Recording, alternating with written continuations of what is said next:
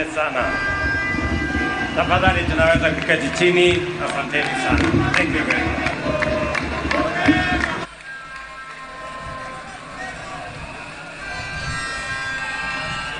Your Excellency,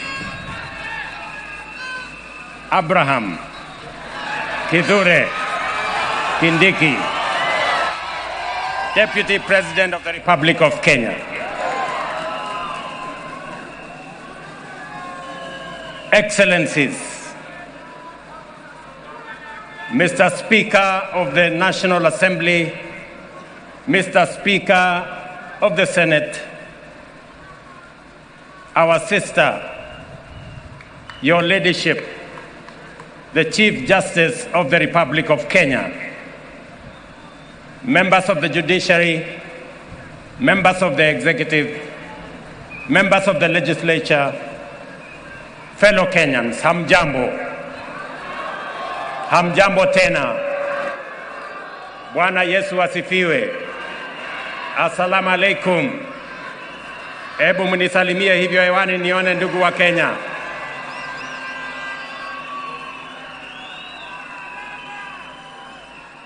I am proud to witness the swearing in of the Honorable Abraham Professor Kithure Kindiki as the third Deputy President of the Republic of Kenya under the 2010 Constitution. I know him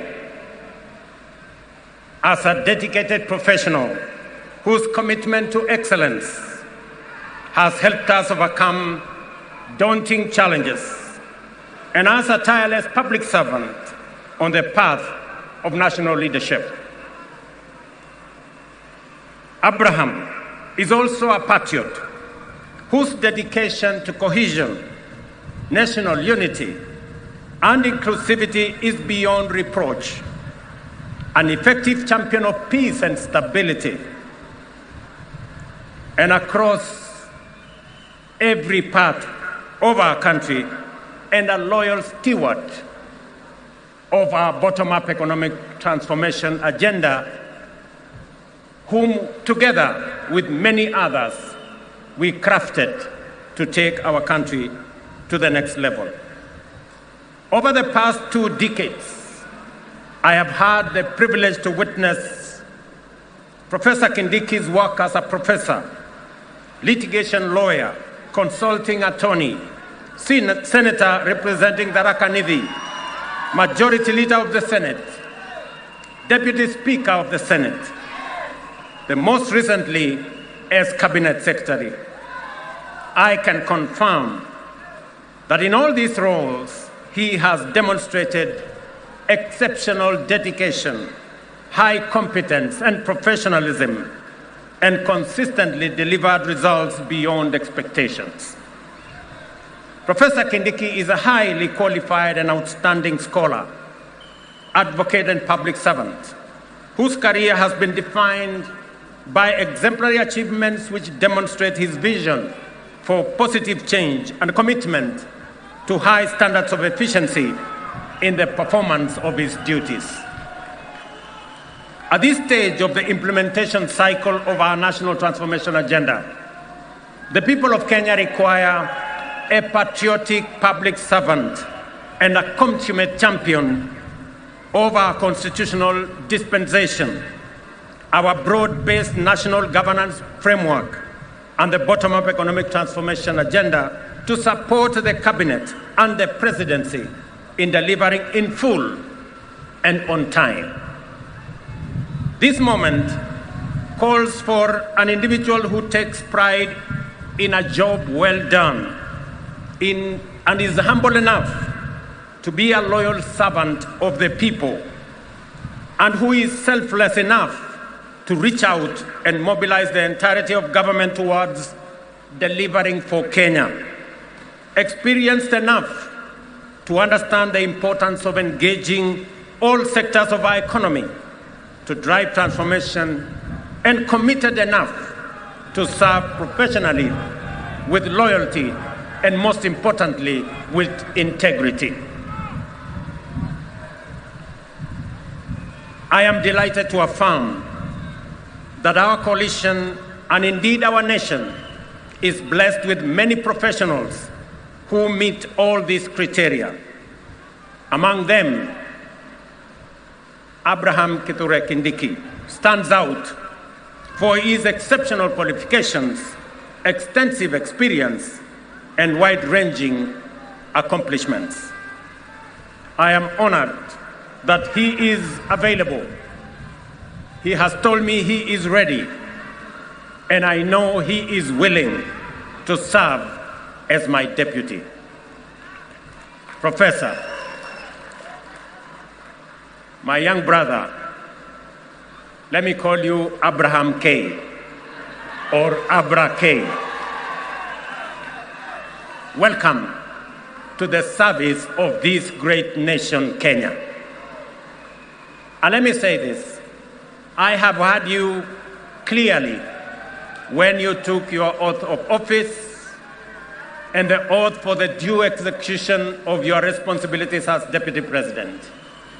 You have said two fundamental things in your oath. Kenyans were listening, I too was listening. You said that you will serve the people of Kenya and the Republic of Kenya.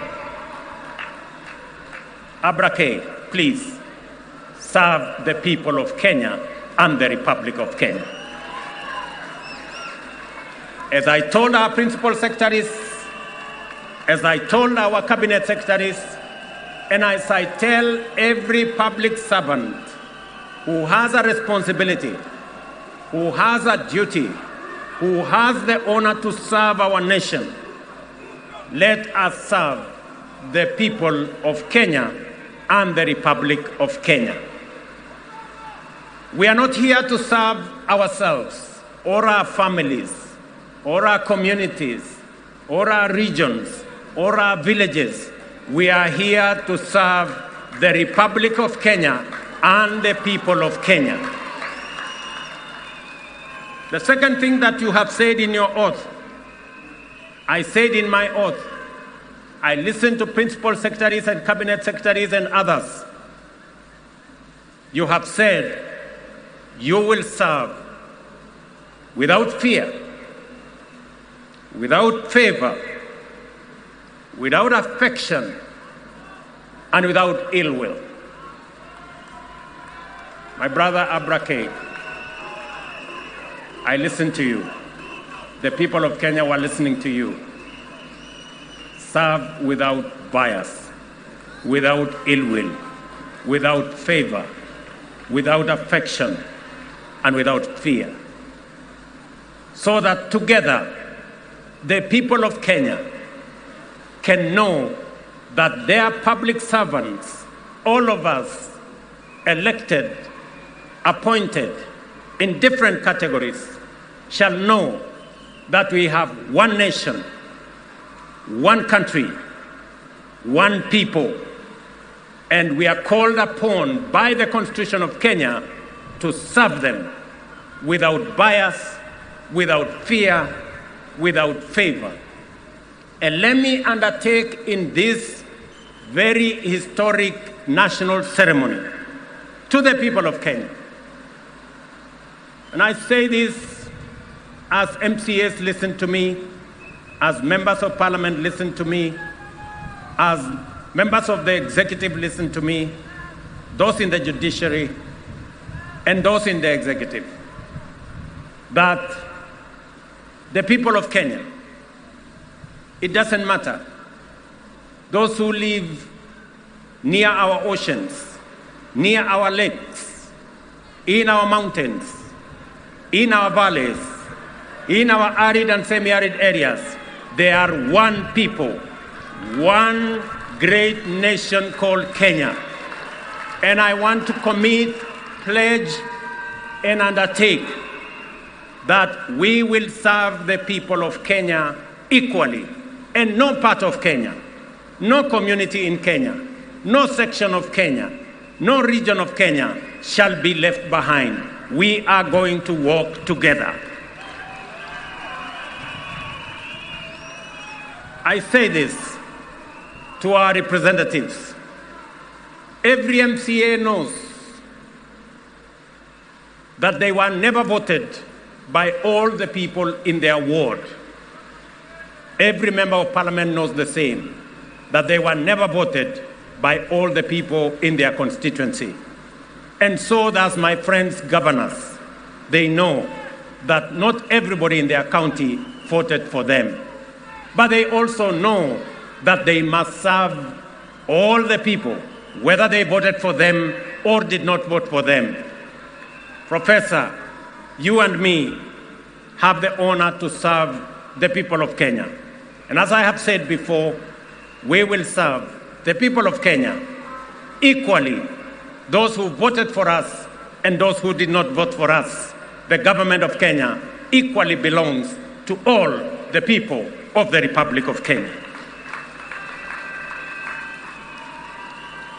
Let me also say the following, because this is a very important occasion.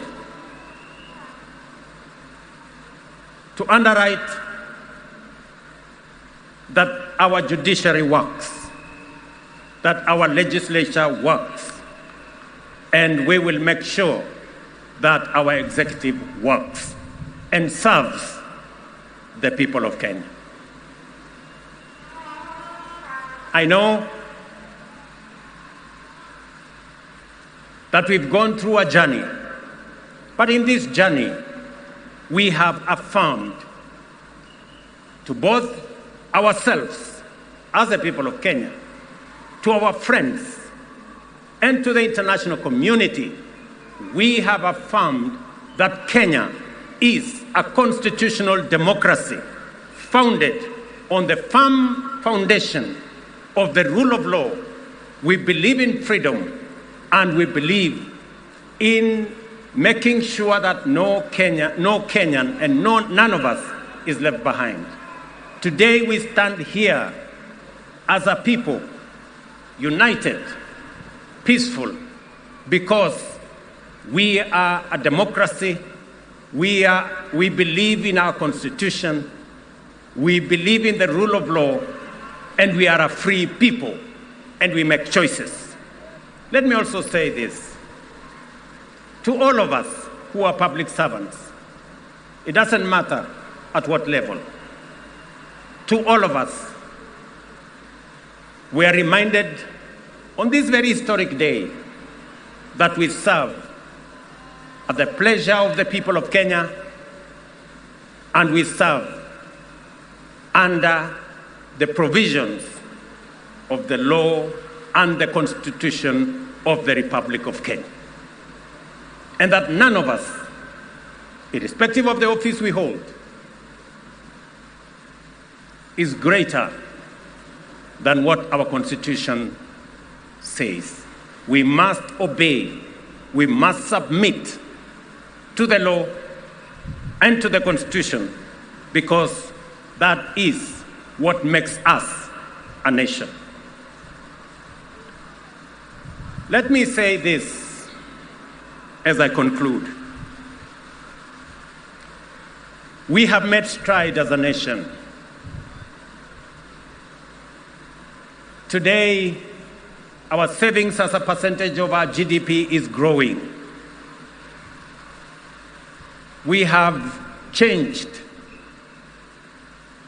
and we have transformed our education system. Today, we have more teachers. We just announced another 20,000 teachers. We have a new funding model that is student-based, which we are refining to make sure that no child in Kenya is left behind. My dear Professor Kindiki, I need your voice. I need your intellect to help me and to help members of our cabinet to profile the things we are doing, to speak to the things that we are doing. I have almost become a lonely voice in the executive, especially in the presidency, speaking about our projects, speaking about our programs, elaborating on what we are doing. You are eloquent, my brother. you're intelligent, my brother. I am confident that you will do that which I have missed for the last 2 years. I know you will.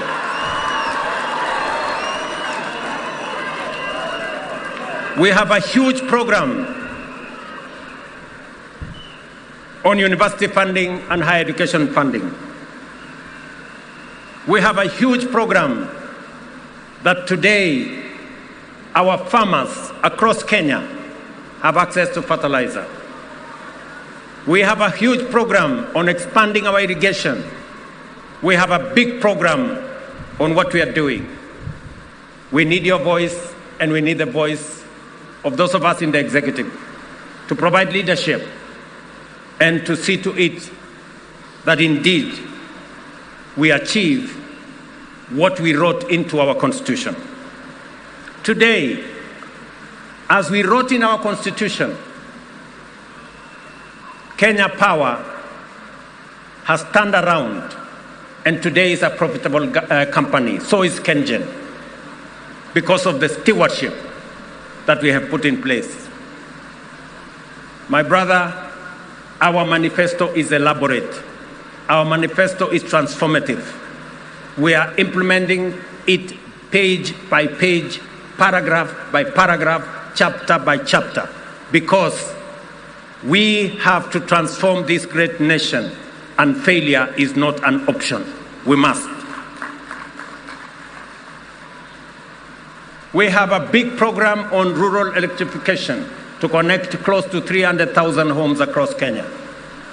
I need your support to the Ministry of Energy, who are doing a wonderful job in that exercise. We have a big program on markets across Kenya. We have a big program on housing across Kenya. Today, we have 160,000 people working in a housing program.